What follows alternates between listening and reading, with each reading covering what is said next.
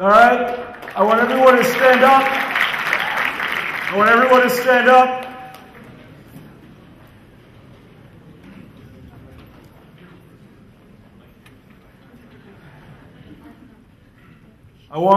We got 300 people, 400 people here. I want 300 eyes right here on my hand. Focus right here. I want you to shut your eyes. I want you to keep them closed. I want you to listen to my words. I'm willing to bet that over the past 5 years, every single person in this room has wanted something real, real bad. Real bad. I'm willing to bet that throughout the course of your life, when you noticed that you wanted that thing, you started changing the way you acted. And maybe you started telling your friends about it, your family. Or maybe you weren't ready to tell them yet because it was right here in your heart. You didn't want to share it. Keep your eyes closed. Everyone keep your eyes closed. And so you didn't tell people, or maybe you did. But because you changed the way you acted and because you were in love with something, you had a passion, it emitted from you. Keep your eyes closed. People could detect that you were in love with something and that you wanted it real bad. And maybe those people were a little bit jealous.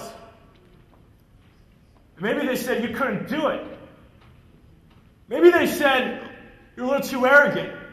You didn't even tell them anything, but you changed the way you acted because you were in love. You said you're a little too arrogant. My God, you have too much hubris. Too much hubris, this word, it's real bad. It means that you think too big. Well, screw them. Maybe they thought you had delusions of grandeur. It's a term we use in psychology for psychopaths. They called you a psychopath. They thought because you dream big, you want to change the world, you were mentally ill. Something like this. Because they couldn't do it themselves, so they came up with all these terms and excuses. Now keep your eyes closed. Maybe, just maybe, you didn't care. Maybe you saw those people in front of you. I want you to visualize them right now. And they're telling you can't do these things. You're thinking too big. Keep your eyes closed. And maybe, open your eyes. Maybe you look them in the face when they're saying this. You can't do it. And you say, watch me. Repeat after me. Watch me. Watch me. Watch me. Watch me. Screw you. Watch me.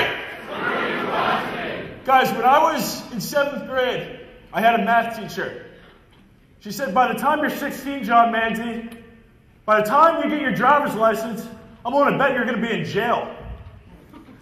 Now, guys, I don't know if that's the way teachers should be talking to kids, but for the record, when I was 16, I was a self-made millionaire. Watch me.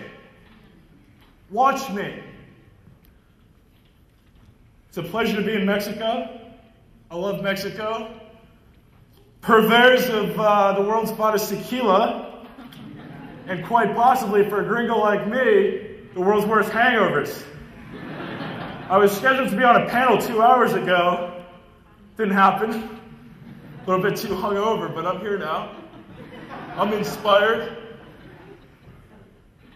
Guys, you know, I don't have a deck here, by the way. If you guys thought there's going to be a presentation, I'm going from the hip. I'm shooting. No deck, no presentation. We got a limited amount of time together. We're going to make it count. All right, I'm going to try to keep you fully engaged. I want to make this next 25 minutes, 30 minutes that we're together, I want this to be something of this past year that you've done and you really remembered it and you really cared about it. I want to affect you guys. I want to stir you up. I want to change you. I want to change the way you think. I'm in Mexico. You know, I come here. The title of this presentation, by the way, I think it's something like how to get $1 million by the time you're 16. Guys, I don't have any secrets for success. Success isn't something, if someone tells you they know how to succeed, they have a secret sauce, run away. Run away as fast as you can. Success, and this is all I'll talk about that, success is real simple. How to attain success. It's 1 part luck, 9 parts really, really, really hard work. And you know, I think we all have that 1 part luck somewhere. You know, if you guys, maybe you're familiar with the Old Testament, the Bible. I went to a Catholic school growing up. This is ingrained in me. There's this passage about a mustard seed that we all talk about, right? And faith just has to be like a mustard seed. The thing about the mustard seed is really small, right? Maybe your luck is as small as a mustard seed. Well, you can germinate that. You can cultivate that into an entire field, right? Maybe someone was born and they had a lot of great things. Maybe they're born in the United States. Maybe they're born in Northern California, Massachusetts. These are two places I've inhabited. Maybe they were born with a mango seed, something real big, but they didn't do anything with the mango seed. It doesn't grow into a plant. So you got these seeds. You might be a kid who's got everything for you. You might have a brother, sister like that. You might have a friend. You might know someone. If you don't do anything with what you got, nothing happens. Right? So at the end of the day, it's what you put into it. Don't let anybody tell you, you're born into some situation, or, you're too young, or you don't have a college degree, you don't have a high school degree. We have enough cases these days to nullify, to cancel out, to negate all those notions. You know that. You know that's what you have inside. But I think right now in our times, with all these economic crises, all these problems in the world, I think right now one of the most powerful things to bring to other people, whether it's your friends, family, or other people in different countries, whatever it is, your communities, is empowerment. And I think a lot of that empowerment is through entrepreneurship and innovation. I think that is a form of humanitarianism. I think that if you look at the history of mankind, ever since the dawn of civilization, anything that's ever happened that's been good has happened in the name of innovation, entrepreneurship, and progress. Think about it. And I'm willing to bet that the people who did it were considered fools when they were doing it. Foolish. Visions of grandeur, thinking too big.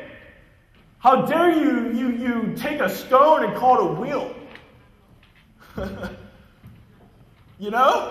How dare you consider to take these sticks and start rubbing together and make a spark? What are you wasting your time trying to create this thing called fire?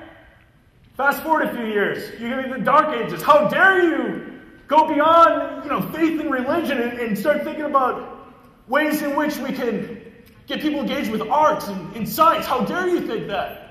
You're foolish. Copernicus, we're gonna go after you. We're gonna try to kill you. Guys, the foolish people in their times, people considered foolish, they're the people that you look back, they're the reason we're here right now. They're the reason we have lights. They're the reason we have a projector. It's okay to be foolish.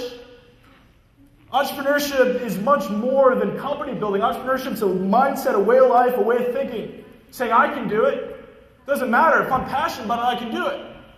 That's what that is. That's what I want to talk to you about. I don't want to talk to you about how to be a millionaire. That doesn't happen that way. You don't wake up and say, I'm going to be a millionaire. And it happens the next day. It doesn't work like that. You got to be engaged. You got to be passionate about something. Money doesn't mean anything. You can be a millionaire. You can go jump off a bridge the next day because $1 million is a illusion. It doesn't mean anything. What matters is that you're following your dreams. And when you follow your dreams, oddly enough, to the outside world, you start attaining this thing called success. But you realize the only success that's important in this life is the success that you consider for yourself to be your success.